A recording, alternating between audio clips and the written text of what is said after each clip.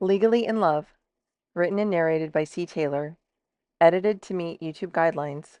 To purchase the unedited book, please click the link in the description. Chapter 20A. Hours later, John was exhausted, hadn't showered or shaved in days, barely ate, never left Emma's room. He wouldn't let her do this alone, not this time. Delirious with fatigue, he was drifting into sleep when he finally felt it. Her hand, the one he was holding, moved. She gripped him. Her hand moved. He bolted up. "Emma?" He called to her, watching her face, her eyes strained against the lids covering them. "Come on, baby, open your eyes. I'm here. I'm not going anywhere. Please, baby, just open your eyes." Her hand flinched again before going still in his. Her eyes stopped moving. He checked the machines. All were still showing steady vitals. She was fighting for him. He kissed her forehead. A tear fell from his eyes into her hair. He rested his forehead on hers. "It's okay, Emma. Just rest. I'm right here. Don't leave me, please. I'll never leave you." Her hand tightened in his again, then relaxed. He laid back in his chair, still holding her hand, and slept for the first time in days. By the time he opened his eyes again, Christian was in the room. He was sitting in the windowsill, elbows resting on his knees, a very serious look on his face. John shot up and checked Emma. All vitals were good. She was still peacefully sleeping. He turned back to Christian. "Christian, what's wrong?" Christian pushed off his knees and looked at John. One of her tests came back. "John, Emma's pregnant." The news sunk deep. There was a ringing in his ears. The memories all hit at the same time. Christian telling him Emma could never have children and how devastated she was by the news. Her telling him herself on one of their first nights together she would never survive a pregnancy. How did this happen? She said she was on birth control, the injectable one that made sure this wouldn't happen. Christian stood up. "I don't know, but John, that doesn't matter now. What we have to decide is what do we do about it?" John exhaled and sat back in his chair. "Have the doctors been able to find a cure for what she was given?" "It was an altered virus that attached to her neurological system. It's not transferable, but there's no known antidote and they'll probably never find a cure." Christian started to pace. The only other time he'd ever seen Christian pace was when Andi was in labor. This was bad. But intimacy with me counters it. He voiced a desperate hope. "That damn virus has done too much damage already. Her body needs more time to heal, not grow a baby." Christian's words were growing angry. John started to understand what Christian intended. His whole body started to shake. "You think we should end it?" "It's the only way I can see that guarantees her survival and health." John could see how upset he was. "It would destroy her," John countered softly. "She doesn't have to know." It was an impossible decision. Carrying that secret would infect their relationship. The guilt would eat away at him, and if she ever found out, would she forgive him? Would he lose her anyway? He couldn't do it. She'd know. John stroked her hand. Christian exhaled and sat back down. "I know. What do we do?" "We let her decide. She is showing signs of waking up soon, well within time. Then we can all support her through whatever she decides." Both men chuckled, knowing what her decision would be. "We both know she's a fighter. She's getting through this. Whatever the damage to her body, her spirit will be intact." Tears streamed down John's cheeks. Christian brushed his own away and stood up. "We'll do everything we can to help. If you're okay with it, Andi and I would like to set up the guest house for her. If she keeps improving, they'll be able to release her and we can arrange nursing for her. She usually recovers faster when she's out of the hospital. We'd like Rachel and Kim to move into the apartment over the garage as a precaution. Rick might be gone, but we don't know for sure that he was the only remaining threat." John nodded. Getting her back as soon as possible always sounded good. "Thank you, Christian. I would be very okay with that." "Would you also be okay if I sat with her? You are starting to get a little ripe, my friend, and I would encourage you to take a shower while I'm with her." Christian tossed him a bag. John opened the bag. Fresh clothes, toiletries, a razor. He smiled. "Subtle as usual, Delaney." After Andi wanted to sit with her, Peggy mentioned you were needed in the office this afternoon. John started to disagree. Christian continued before he had the chance. We finally convinced Emma she's not alone. Now it's your turn. It will at least be days, but most likely weeks before she's back. Her recovery will be a marathon, and we all need to pace ourselves and take care of our lives at the same time. Christian watched John, his eyes set. John had to concede.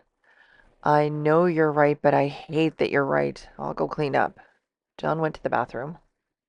Auntie came into the room. She'd been on the phone with Julie, their nanny, letting her know to bring Chaselyn to the hospital at the end of her shift. She also got the full report from Emma's doctor. They'd hoped that a cure would be found based off the information Rachel had given. Rick's phone hopefully would also be helpful in giving them some leads. What they found was, if anything, worse than they thought.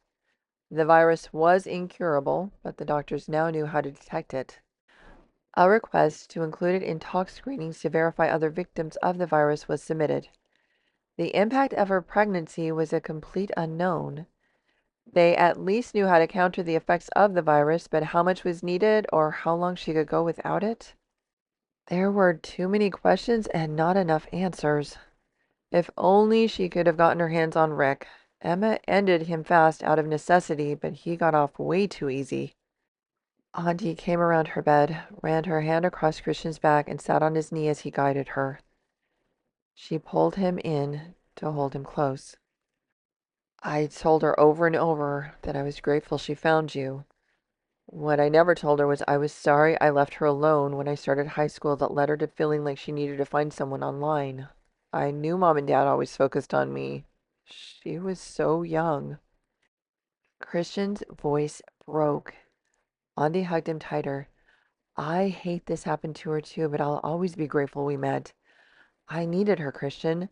The moment I saw her, I knew I needed her. At the time, I didn't know we'd be able to escape or that you were her brother. Both Emma and I know it all happened for a reason. It's not your fault.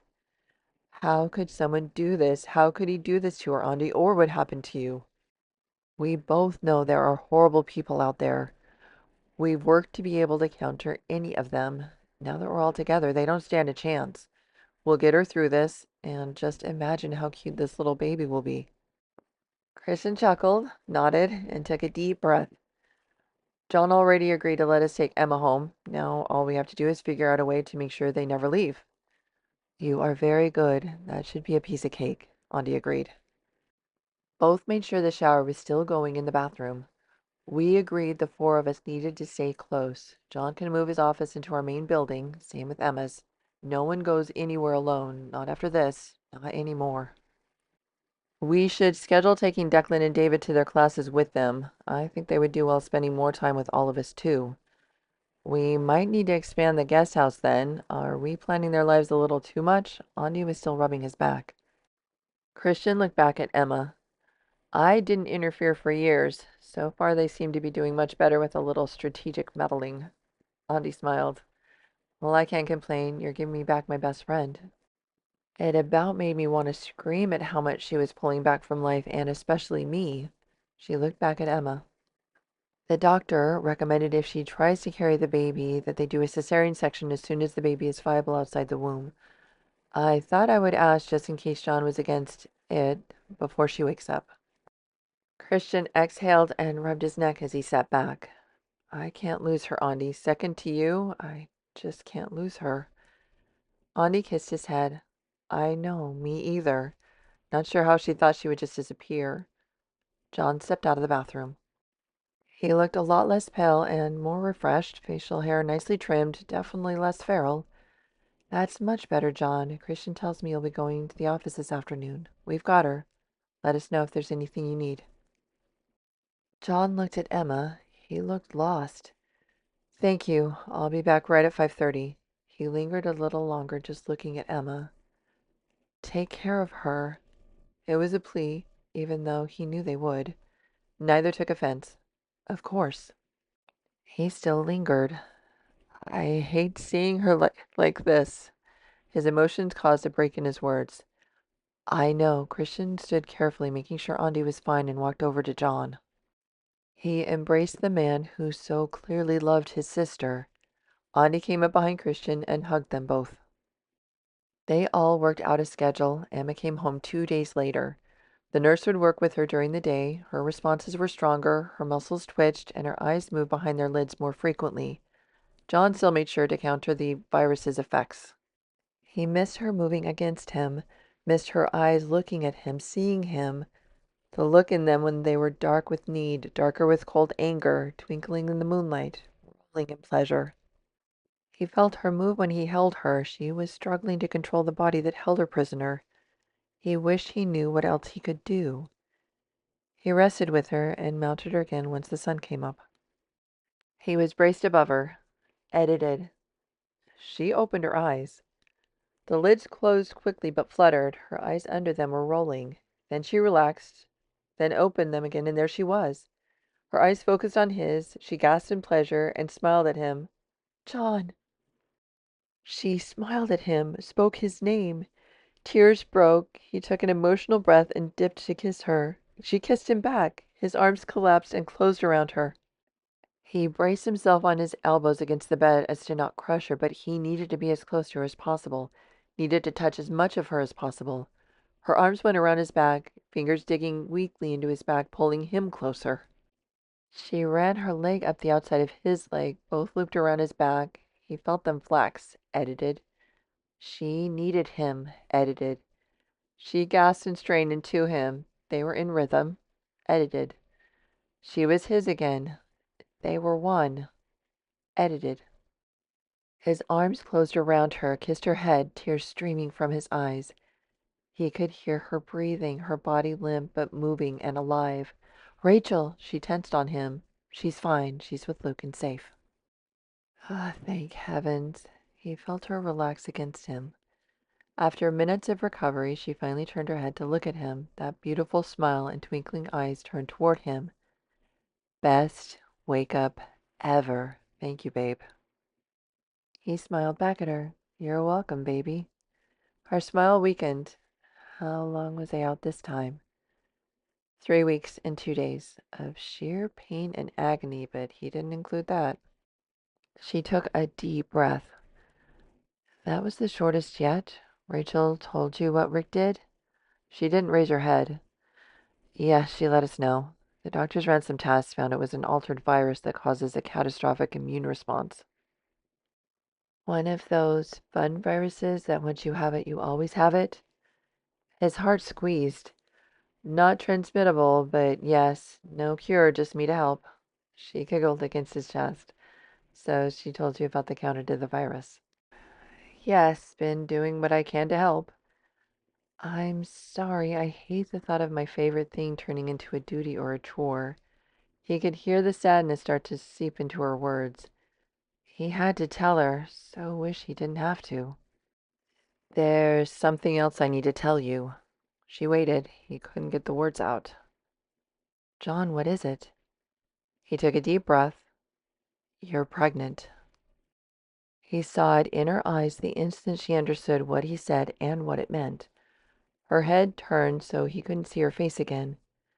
He wanted to tilt it back up again, but gave her time to process the information. I hate that this isn't good news. I wish we could celebrate this instead of whatever this is. He stroked her head and kissed her there. I know, baby, we'll get through this. We'll get through anything. She looked back at him. Do the doctors think it's possible? They don't know, but warned it would be risky and recommended a cesarean once the baby's viable outside the room and monitor your health closely if you choose to keep it. Do they think the baby could get the virus? It's neurological and non-transferable. They've confirmed the baby won't get it. That makes sense. Some of the girls were intended for breeding. They wouldn't have wanted their product to be faulty. Emma processed out loud. John wanted to vomit. I don't want to leave you. If I thought for a moment I definitely wouldn't survive, I would schedule the termination tomorrow. His arms reflexively tightened around her. But since there's a chance, can you imagine how cute this baby could be? Your curly hair and blue eyes? Her hand slid up his body, and her fingers twisted lightly in his hair. His hand stroked the side of her face. Your cute nose and incredible smile. Her smile widened. Can we just pretend like this is good news? I never thought I could ever have this. I'm carrying your child. Tears gathered. His heart broke. A shaky smile formed on his face. I'd like that. She stared at him, showing her sweet smile but barely moving. Are you okay, baby? She chuckled. With no movement for however long I'm in the coma, I'm really weak when I wake up. Way less than last time, but my muscles are pretty atrophied. 3 weeks isn't bad. The 6-month one was way worse, but it'll still take me some time to get my strength back. John smiled at her, still stroking her hair. I can help with that. Her smile turned wicked. I heard it is the best cardio exercise you can do. I just never been able to try it after a coma until now. He spun her over, laid her back on the bed limply. She was smiling up at him, but he could feel how weak her body was. His hand smoothed down her chest to her belly. He imagined this was good news. Their child was in her. He dipped his head and kissed her there. Her hands ran through his hair and cupped him. Edited. Hours later, the sun was finally up. Emma was snuggled into his side, breathing rhythmically against his chest, and for the first time in 3 weeks, he could breathe without feeling like his chest was being squeezed. He wanted to just keep her there. With him, just the two of them, lock the doors, close all the blinds, keep everyone away for just a few years or so was all he needed. He knew he couldn't be selfish. Christian and Andy were near and anxious about her coma. He couldn't delay their relief. He tried to sneak out of bed, but she stirred in his arms. It was the most amazing thing he'd ever felt. Her eyes opened again and looked at him, something he would never take for granted again. Hey, babe, where you going? I was gonna let Christian and Audie know you've woken up. She brushed her lips against his chest. I want to see them, so I should at least get dressed. Could you get me some pajamas? I'm not sure I can make it to the closet. She looked in the direction the closet was in their room and got confused. Wait, where are we? Their guest house. We've all been working together to take care of you and all the other essential life things that got in the way of that. Emma groaned. I hate that I was a bother to all of you. If Rick wasn't already ended, I would do it again. Now it was John's turn to groan. We all would. Auntie thinks he got off easy. I have to say, I've never seen her dark side before this. I'm understanding more and more how you both escaped when you were so young. You two are quite a pair. You have no idea. The comment came from the door. Christian, with his sixth sense when it came to his wife and sister, must have sensed she was awake.